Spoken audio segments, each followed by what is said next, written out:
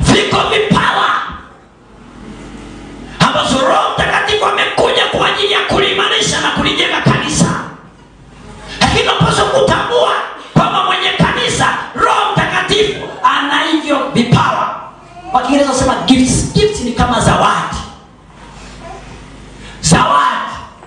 Unapata nafasi leo ya kwenda ikulu, utatoka mikono mitupu. Utatoka na kakitu, maana umeenda kwa mfalme. Jamani, tunapokuja kwa Yesu hatutaondoka mikono mitupu, maana tumekuja kwa mfalme. Ziko zawadi zinazopeana na Roho Mtakatifu kwa lengo la kulijenga mwili wa Kristo ambao ni kanisa. Amen. Nasema tena ambao ni kanisa. Amen. Punga mkono wako mahali. Punga paka kule juu gorofani. Punga tu mikono yako.